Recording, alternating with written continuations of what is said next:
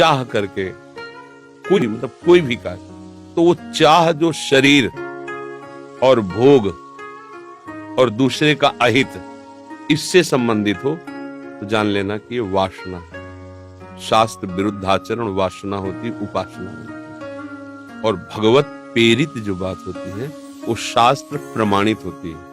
तो वो जो आपके अंदर इच्छा है, अगर वो शास्त्र प्रमाणित है तो भगवान की। अगर वो भोग वासना युक्त, शास्त्र विरुद्ध, दूसरे का अहित करने वाली, वो हमारे अहंकार जनित देहाभिमान की वासना है। अचानक कोई घटना घट जाती है, हमारी कोई चाह नहीं, कोई इच्छा नहीं, कोई सोच नहीं, उसका प्रारब्ध का। जैसे अचानक कोई आया और भिड़ गया और हमें पीट दिया या ऐसी लड़ाई झगड़ा, हम नहीं चाहते थे, हमारा कोई उद्देश्य नहीं था, उसको जानते भी नहीं, लेकिन ये घटना होनी थी क्योंकि वो कर्म का ऐसा है। तो भगवत प्रेरित बात वही होगी जो शास्त्र प्रमाणित होगी। भगवान ने कहा तस्मात् शास्त्रम प्रमाणम ते कार्याकार्यो व्यवस्थितो। शास्त्र भगवान की वाणी है ना, तो भगवान की वाणी भगवान की इच्छा है ना, तो भगवान की इच्छा का हम तभी परिचय जानेंगे जब शास्त्र आज्ञा के अनुसार होगा। अगर वासना के अनुसार है, इंद्रियजन्य भोगों की, तो दुर्वासना मम सदा परिकर्षयन्ति, ये आपके देहाभिमान का है। अगर अनजाने में कोई चूक हो रही तो हो सकता है प्रारब्ध का संयोग हो। तो ज्ञान के द्वारा ये बातें देखी जाती है।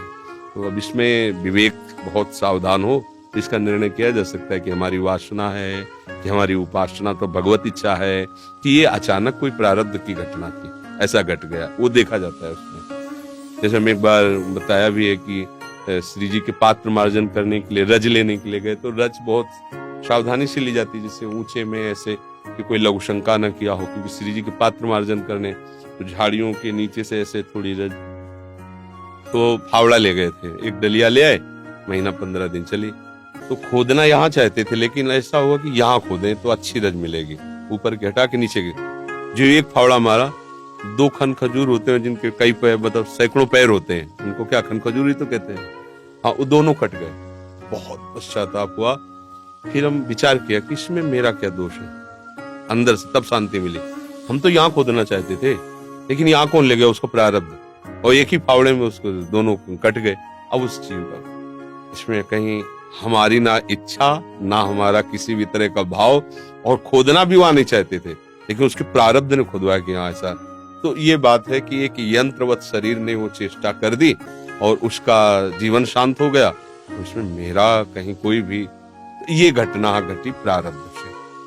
हर जीव की रक्षा करना, हर जीव को अपना अधिकार इस भूमि पर जीने का हमेशा नहीं कर सकते। पर अचानक कोई घटना घट जाती है तो फिर उसके लिए भगवान से प्रार्थना करते हैं, वो तो सर्व न्यायाधीश जान रहे हैं, उसका भी मंगल हो। भगवान से प्रार्थना करें, उसका भी मंगल हो। जो जीव इस शरीर के द्वारा किसी भी तरह से ऐसी क्रिया हुई, भगवान उन पर कृपा करें और भगवान को प्रसन्नता हेतु भगवान को प्राप्त हो, ऐसा।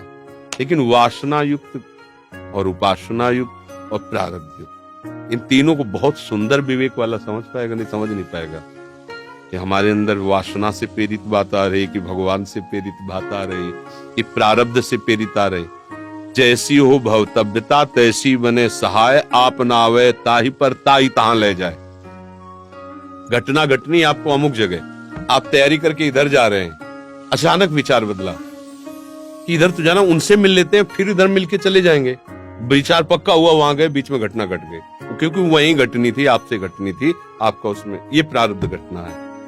भगवत प्रेरित जो होता है वो किसी का अमंगल नहीं हो सकता, किसी का अहित नहीं हो सकता, और शास्त्र प्रमाणित होगी जो भगवत प्रेरित होगी। भगवत प्रेरित बात तभी समझ में आ सकती जब आप भगवान के शरणागतों को भजन करते हो, तो आपको पता चलेगा मेरे आराध्य देव की प्रेरणा है, आपको पता चलेगा मेरी वासना की प्रेरणा, फिर आपको पता चले ये प्रारब्ध की प्रेरणा से। तीनों का अलग अलग निर्णय है। समझ पा रहे हैं आप?